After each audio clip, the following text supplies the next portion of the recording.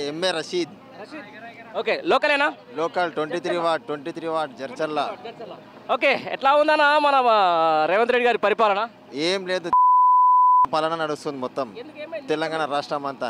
మైనార్టీలు అందరూ నా వైపే ఉన్నారు, మైనార్టీ మైరా బాయో బేనే అంటాడు రేవంత్ రెడ్డి. ఏడుంది మైనార్టీ చూపెట్టమని? ఏడలేదు మైనార్టీ అంతా. మైనార్టీకి మినిస్ట్రీ రాలేదు, ఏం రాలేదు. మైనార్టీకి మినిస్ట్రీ రాలే, ఏం రాలే. ఏముంది చెప్పు, ఏం లేదు. ఇంకా ఎట్లా అనిపిస్తుంది పరిపాలన? ఎట్లా అనిపిస్తుంది చూడబోతే? కేసీఆర్ బెటరా, రేవంత్ రెడ్డి బెటరా? రేవంత్ రెడ్డి కేసీఆర్ చేసిన 100%లో రేవంత్ రెడ్డి ఇంకా 10% కూడా చేయలేదు. రాబోయే ఇంకా 2-3 సంవత్సరాల్లో ఇంకా 10% కూడా చేయలేడు రేవంత్ రెడ్డి. ఒక ఎట్లా అంటావా మాట? ఎట్లా చెప్తా మళ్ళా? ఇచ్చిన హామీలు 420 దొంగ హామీలు, ఏం లేదు. హైడ్రా వల్ల అంతా పేద జనం ఇల్లులు కూల కొడుతుండు. అక్బరుద్దీన్ అవేసి కాలేజ్ ఎందుకు కూల కొడతలేడు? పేదోళ్ళకు ఒక న్యాయం, పైసలు ఉన్న వాళ్ళకి ఒక న్యాయమా? ఇదంతా ఓకే. ఇప్పుడు ఇక్కడనేమో బీజేపీని కొట్లాడుకుంటారు, అక్కడ పోయి మోడీ బాయ్ బాయ్ అంటాడు. మళ్ళీ రేవంత్ రెడ్డి ఇదే లెక్క. రేవంత్ రెడ్డికి కూడా లోపల హాట్ లైన్ ఉంది. అంతా ఒకటే అన్న, కలిసి కట్టుల తోడు అంతా కుంభక్ అవుతారు. ఇప్పటికే ఢిల్లీ ఒక 52-53 సార్లు పోయొచ్చిండు. ఎందుకు? పైసల సంచులు తీసుకోవాలి, ఆడ ఇచ్చి రావాలి. బీహార్లో ఎలక్షన్లు నడుస్తున్నాయి అంతా. వీడికెళ్ళి మన తెలంగాణ మన సొమ్ము అంతా మొత్తం వాళ్ళతో వాళ్ళ అంతా. మరి ఎట్లా అంటే ఇప్పుడు స్థానిక ఎలక్షన్లు వస్తే ప్రజలు మొత్తం సమాధానం ఇస్తే అప్పుడు రేవంత్ రెడ్డి చక్కగా అవుతాడు. 20 నెలలు అయింది కదా కాంగ్రెస్ గవర్నమెంట్ వచ్చి. ఈ 20 నెలల జడ్చర్లలో జరిగిన మేజర్ ఒక పని ఏందో చెప్పిన. జర్చలలో ఏం జరిగింది? ఏం 1% కూడా పని కాలేదు జర్చలలో. ఏముంది? అంతా మా సార్ లక్ష్మారెడ్డి సార్ చేసింది. 100 పడకల hospital, super multi speciality hospital ఉంది అదే ముందల. దాంట్లో ఇప్పటి వరకు 30 పడకల స్టాఫే ఉంది, 100 పడకల స్టాఫ్ రాలే. దానికి స్టాఫ్ తివ్వాల్సింది వస్తుంది. మన ఎమ్మెల్యే గారు తీసుకురాలే.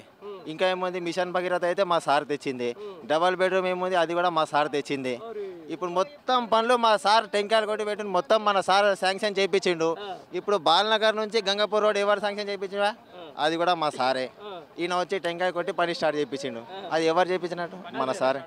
ఎందుకు ఇష్టానుసారంగా అసలు నా నియోజకవర్గ ప్రజల మీద మీ ఎమ్మెల్యే గీత కూడా ప్రేమ ఎందుకు? అనిరుద్ధ్ రెడ్డికి అసలు ఏ మాత్రం కూడా ఎప్పుడు అంటే అసలు తీసేసినట్టే మాట్లాడతాడు ఎందుకు? జర్చల ఎట్లా అంటే ఇప్పుడు జర్చలలో మొత్తం బీఆర్ఎస్ పార్టీ క్యాడర్ చాలా ఉంది. అందుకోసం ఆయనకు జర్చల గురించి నచ్చదు. లోకల్లో మన సార్కి ఫాలోయింగ్ చాలా ఉంది. మొత్తం మా సార్కి లోకల్ అయిన మొత్తం మన సార్కే ఫాలో అయింది.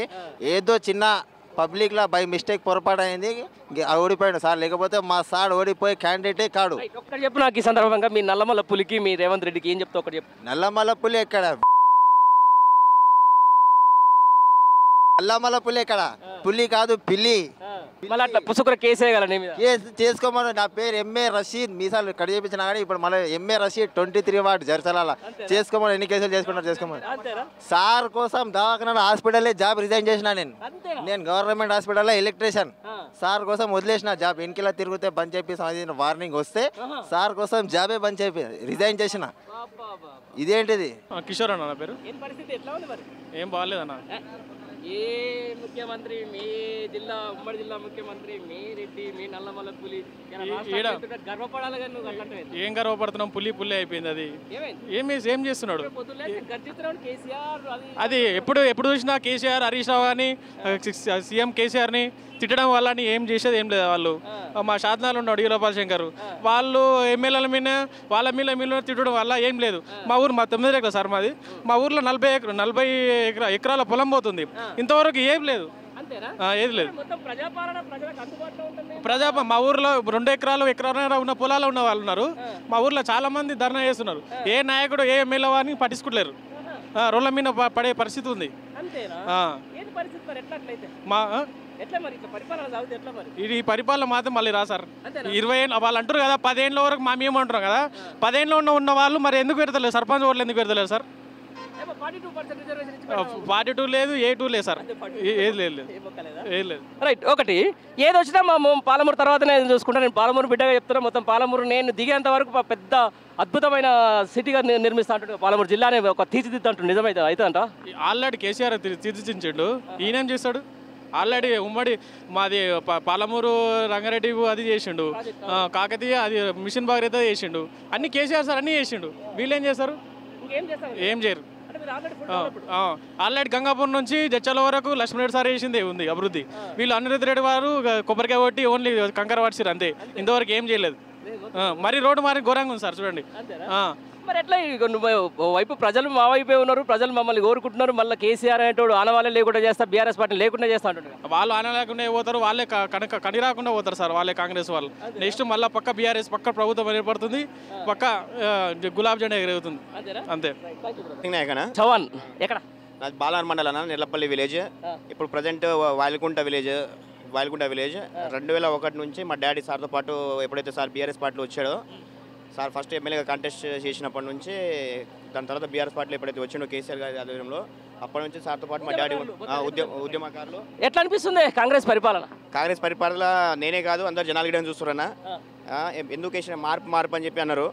మార్పు ఏదో స్పష్టంగా కనిపిస్తుంది. ఇప్పుడు ముందు యూరియా కోసం బస్సుల కోసం పోవాలనుకుంటే ముందు మన రైతులందరూ చెప్పులు వేసుకొని నిలబడే, చెప్పులు క్యూలో పెట్టి నిలబడే. ఆ రోజు ఆయన చెప్పింది కానీ ఆ రోజు మళ్ళీ రోజు తెస్తా అన్నాడు, తెచ్చింది అంతే, ఇంకేముంది. అట్లే యూరియా బస్సుల కోసం నిలబడుతున్నారు. వాటర్ సమస్య వస్తుంది, రోడ్లు సరిగా లేవు. ఎక్కడైతే ఎక్కువ అప్పుడు ఎవరైనా కానీ గవర్నమెంట్ అయినా కానీ మన ఇంట్లో అయినా కానీ ఏం చేయాలంటే, ఎక్కడైతే మన పెద్దలు కానీ మన వాళ్ళు కానీ ఏమైనా పెండింగ్లో వర్క్లు పెట్టిపోతే అక్కడ నుంచి మనం కంటిన్యూ చేయాలి. కంటిన్యూ చేయకుండా వీళ్ళు మనలో కంటిన్యూ చేయకుండా దానికోసం అని చెప్పి మళ్ళీ అక్కడ నుంచి వాళ్ళు అది చేసారు ఇది చేసారు, బీఆర్ఎస్ ప్రభుత్వం ఇది చేసి లాస్ చేసింది అని చెప్పి మనమైనా నిందలు వేయడం కంటే, ఇప్పుడు మనలో ఇంట్లోనే అన్న మన నాయన ఉంటాడు, మన నాయన ఏం చేస్తాడు, మన సంసారాన్ని సాగదీయం కోసం అని చెప్పి మన కోసం అప్పులు చేసో సవిపించుకోవడం, ఇల్లు కట్టుకోవడం, మన పెళ్లి చేయడం చేస్తూ ఉంటాడు. అందులో అయిన అప్పులని మన నెక్స్ట్ జనరేషన్ ఏం చేయాలి, ఆయన కొడుకులు కానీ కూతురు కానీ ఏం చేయాలంటే అక్కడ నుంచి భాగాన్ని ఎప్పుడైతే ఆస్తిని తీసుకుంటామో అప్పులను గిడం భరించే కెపాసిటీ మన అప్పులు గిడం తీసుకునే దాని గిడం మన గిడం తత్వం ఉండాలి. దాంతోపాటు ఇంకా నేను ఏమంటున్నానంటే, కేసీఆర్ పరిపాలనకు రేవంత్ రెడ్డి పరిపాలనకు ఏం తేడా? ఆయన అడ్మినిస్ట్రేషన్ బాగుండేనా, అడ్మినిస్ట్రేషన్ చేసే ఒక క్లారిటీ ఉంటుండే, కేసీఆర్ గారు చేసే పనిలో క్లారిటీ ఉంటుండే. నేను గిటం కన్నా స్కూల్ ఫ్రమ్ సార్ మా డాడీ అయితే ఎప్పుడైతే మీటింగ్లో వరంగల్ మీటింగ్లో బహిరంగ సభలు నాకు భుజాల మీద ఎత్తుకొని తీసుకెళ్తుండే. వరంగల్ మీటింగ్కి వెళ్ళినా, కరీంనగర్ మీటింగ్కి వెళ్ళినా, ఇంట్లోకించి మా డాడీని ఉద్యమ సమయంలోకించి ఉద్యమకారులు అని చెప్పి ఇంట్లోకించి తీసుకెళ్తుంటే ఇంట్లో భయపడేటోళ్ళం మేము. పోలీసులు ఏ టైంలో వచ్చి మా డాడీని తీసుకెళ్తారని చెప్పి భయపడేటోళ్ళం. అంతా ఓకే, అది ఉద్యమం అయిపోయింది, తర్వాత 10 ఏళ్ల పాటు పాలన అయిపోయింది. ఇప్పుడు ఈయన వచ్చిన తర్వాత ఈ యూరియా కష్టాలు ఏంది, రైతుల కష్టాలు ఏంది, జనాలు ఇబ్బందులు పడుతున్నారు ఎందుకు అంటున్నా? జనాలు అంటే చూసిరన్న వాళ్ళు ఎక్స్పెక్ట్ మార్పు తెస్తా అని చెప్పిండు, ఆ మార్పు కంపల్సరీ తెచ్చిండు, కనిపిస్తుండు. ఈ 6 పథకాలు అమలు చేస్తా అని చెప్పిండు. 6 పథకాల్లో ఒక్కొక్క పథకాలు సార్ ప్రచారంలోకి మా విలేజ్కి వచ్చినప్పుడు కానీ, మా బాలనగర్ మండలంలో ప్రచారంలోకి వచ్చినప్పుడు కానీ, మా డాడీ మైక్లో స్పీచ్ ఇచ్చేటప్పుడు చెప్పిండనమాట. అంటే మా బంజారా ఎస్టీ లాంగ్వేజ్లో చెప్పిండు. ఏం చెప్పిండంటే 6 పథకాలు హామీ ఇచ్చిండు.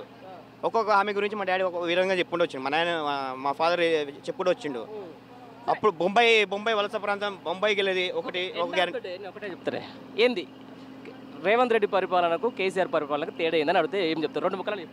గుర్రం పరిపాలనకి గాడిద పరిపాలనకి కనిపిస్తుంది. రాజేష్ నాయక్. ఓకే, ఎట్లా అనిపిస్తుంది ఈ కాంగ్రెస్ గవర్నమెంట్? ఈ గవర్నమెంట్ వచ్చినా చెప్పు తీసుకొని మనమే కొట్టుకోవాలి. ఎందుకు అనేది ప్రజలకు అన్నీ తెలుసు. ఇప్పుడు ఎట్లా అనేది అందరూ 30 సంవత్సరం ఇంకా మనం వెనక్కి వెళ్ళిపోయినాం అంతే. ఎందుకంటే ఇంతకుముందు 10 years కేసీఆర్, ఇంతకుముందు గవర్నమెంట్ ఉన్న కాంగ్రెస్ ఉన్నప్పుడేమో అదే ప్రాబ్లం, ఇప్పుడు ఇట్లా అదే ప్రాబ్లం వచ్చింది. ఏమైంది మరి ఇప్పుడు యూరియా కష్టాలు వైపు, తర్వాత ఇప్పుడు స్థానిక ఎలక్షన్లు పోవాలంటే భయపడుతున్నారు. అసలు ఎందుకు ఇంత భయపడుతుంది గవర్నమెంట్? కాంగ్రెస్ గవర్నమెంట్ అంటే భయపడాల్సిందే వాళ్ళు. ఎందుకంటే ఇంతకుముందు ఏ ఇబ్బంది రాలేదు కదా మనకు. 10 years కేసీఆర్ చేసిన పాలనలో, ఇప్పుడు చేసిన పాలనలో ఇప్పుడు వచ్చి 2 సంవత్సరాలు అయింది. ఎంత ఇబ్బంది పడుతున్నామో జనాలందరూ. చిన్న చంటి పిల్లలను తీసుకుని యూరియా దగ్గర కూర్చున్నారు. మొన్న ఒక మహిళ పొద్దుగాల 2 రోజులు ఆడకొచ్చి స్టే చేసుకొని, బాబుకి జ్వరం వస్తే ఆడ మందులు గిట్లా వేసుకొని ఆడ యూరియా దగ్గర 2 రోజులు ఆడ స్టే చేసింది తెలుసా ఆమె, ఒక లేడీస్. ఎందుకంటే అంత ప్రాబ్లం ఎందుకు తీసుకొస్తున్నారు? ఎందుకంటే ఉంది గవర్నమెంట్, లుచ్చా గవర్నమెంట్ ఇది. గవర్నమెంట్ అంటే మరి ఎందుకు ఎట్లా మరి ప్రజలు ఎట్లా ఈ 3.5 సంవత్సరాలు ఎట్లా కొనసాగాలి? మరి కొనసాగాలంటే ఇప్పుడు బై ఎలక్షన్ వస్తే అందరు ఇప్పుడు 100% మన కేసీఆర్ పాలన చేస్తుడు. ఇదైతే రాదు. నెక్స్ట్ ఇంకా జల్మాపురం రాదు. ఇది పక్క 100% ఇది. ఎట్లా అంటే తెలుస్తుంది కదా. ఇప్పుడు అందరు కళ్ళు మూసుకోలేరు కదా. ఏదో నమ్మి తీరా సిద్ధ అన్నట్టు అయింది అది. అందరు జనాలకు నమ్మించిండ్రు. ఇప్పుడు ఇప్పుడు ఉంటే ఇప్పుడు బై ఎలక్షన్ ఏమని చెప్పు ఆయన. అంటే అట్లాంటి బూతులు వద్దు, మామూలుగా మాట్లాడదాం మనం. మామూలు కాదు, ఆల్రెడీ తెలుస్తుంది అందరికీ, జనాలకు అందరికీ తెలుస్తుంది టాక్ అనేది ఎట్లా నడుస్తుంది ఏం అనేది. అంతేనా? పరిస్థితి